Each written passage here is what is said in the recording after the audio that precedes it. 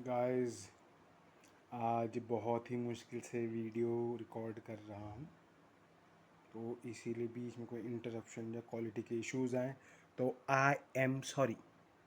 तो आज का जो टॉपिक है जिसके ऊपर मैं बात करने वाला हूँ, अगर आपकी टॉरस असेंडेंट कुंडली है और जुपिटर जो है आपके 7th हाउस में बैठा है।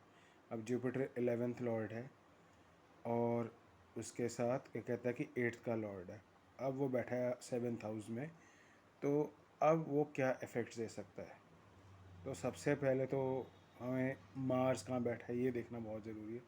उसके बाद प्रेडिक्शन करना ज़्यादा बेटर है। बट क्योंकि अभी मेरे कमेंट्स में भी ये क्वेश्चन आया था, और वैसे भी मतलब कि हम इरिस्पेक्टिव ऑफ मार्स के बात करें, जनरल वे में बात करें, तो मैं आपको थोड़ा सा ये इसका वो दे रहा हूँ, क्या कहते हैं, हल्का फुल्का इंसाइट ही दे रहा हूँ। मे बी अगर मुझे कोई और डिटेल्स बाद में याद है तो मैं ज़रूर बताऊंगा, ज़रूर। ये मेरा बात है। सारा ओरिजिनल कंटेंट देखो। मेरे बाल बहुत बुरी तरह उड़ रहे हैं। चलो एनीवे, इतने फालतू की बातें नहीं करते। तो एनीवे क्या हुआ, अब जुपिटर 8th का भी स्वामी है, 11th का भी स्वामी है, तो वो उसका लॉर्ड होके जब 8th हाउस में जाएगा तो आप एक ही चीज़ कह सकते हैं, उसको एक बार उठ सकते हैं, माशाल्लाह। एग्जैक्टली क्या हो रहा है आपको खुद नहीं कुछ पता चला, क्योंकि 8th हाउस की जो एनर्जी है वो तो वैसे ही थोड़ी सी, क्या कहते हैं, सीक्रेटिव है। और जब 8th का स्वामी वो स्कॉर्पियो में जाकर बैठता है, डबल सीक्रेसी। तो मे बी जो स्पाउस है उसमें 8th और 11th के तो दोनों क्वालिटी जाएंगे, लेकिन क्योंकि 8th का कनेक्शन है और स्कॉर्पियो में जुपिटर जा रहा है, तो डबल दी सीक्रेसी। और ये ना थोड़ा सा, क्या कहते हैं, कि बुरा तो नहीं होगा, क्योंकि जुपिटर बैठा है, जुपिटर बुरा नहीं करता। पर जिस जगह पे जाता है वहाँ पे अपनी शेखी या अपनी ओवर स्मार्टनेस दिखा के कि भैया मैं तुमको ज्ञान देता हूँ, मैं तुमको बताता हूँ, प्रीचिंग हैबिट जो है कि हाँ जो मैं कह रहा हूँ वो ठीक है। और ये डोमिनेटिंग वे में नहीं, बहुत ही नोबल वे में, बड़े आराम से, कोई प्रेशराइज है, क्योंकि जुपिटर बेनिफिक है इसीलिए प्रेशराइज नहीं करेगा। बट अपनी, क्योंकि बड़ा प्लेनेट है और काफ़ी इंपॉर्टेंट स्लो मूविंग प्लेनेट है, तो अपने सटल वे में ही आपको थोड़ा सा वो करेगा, क्या कहते हैं कि अपने ग्रेविटी को दिखाएगा। ग्रेविटी इन द सेंस कि अपने रुतबे को दिखाएगा और उस वजह से अपनी बात को इम्पोर्टेंस देगा।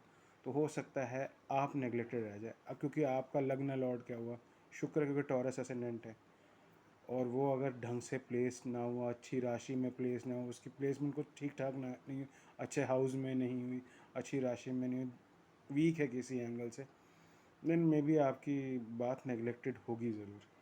Any way, apart from that, married life ठीक ठाक ही रहेगी। बीच बीच में ट्रांसफॉर्मेशनल चेंजेस आएंगे।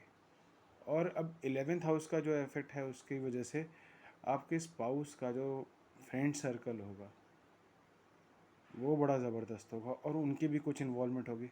हाँ, लीनिएज, उनके स्पाउस की फैमिली का रुतबा अच्छा भी हो सकता है, या एटलीस्ट आपको उसकी वजह से कोई मेटीरियलिस्टिक प्रॉफिट तो होने के चांसेस ज़्यादा है। मगर आपके मैरिटल बॉन्ड के फॉर्मेशन में बहुत ही ज़्यादा अच्छे इफेक्ट देखने के चांसेस ज़्यादा है। बट डिपेंड करता है कि 7th हाउस में किस नक्षत्र में बैठा। विशाखा और अनुराधा के लिए तो ठीक है। अनुराधा में थोड़ा जूसलेस भी हो सकता है, बट थोड़ा टेस्टिंग हो सकता है। विशाखा में ठीक है, क्योंकि विशाखा जुपिटर की अपनी ही नक्षत्र है।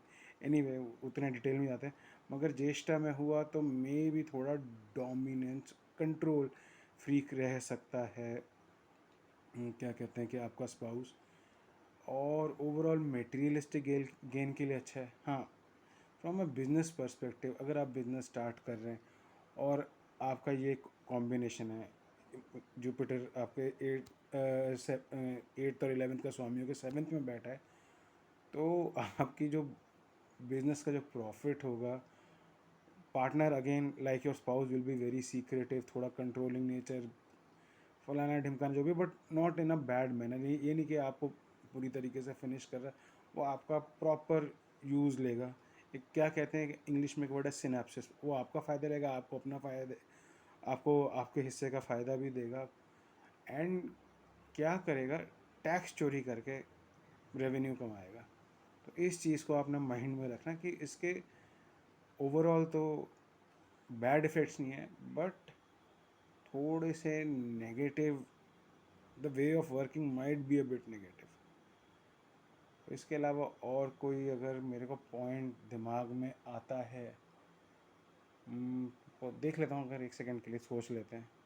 नहीं, तो इसके आगे कुछ मुझे एडिशन नहीं करना। हाँ, पार्टनर स्पाउस मटेरियलिस्टिक भी हो सकता है, but in a spiritual way भी हो सकता है।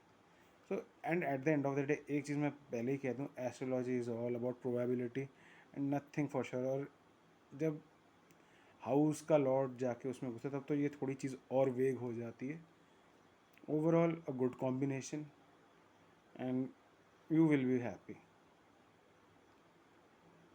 और अगर ऐसे ही कुछ नगेट्स चाहिए इन्फॉर्मेशन के, ऐसे ही कुछ और इन्फॉर्मेशन चाहिए astro related, please subscribe to my channel.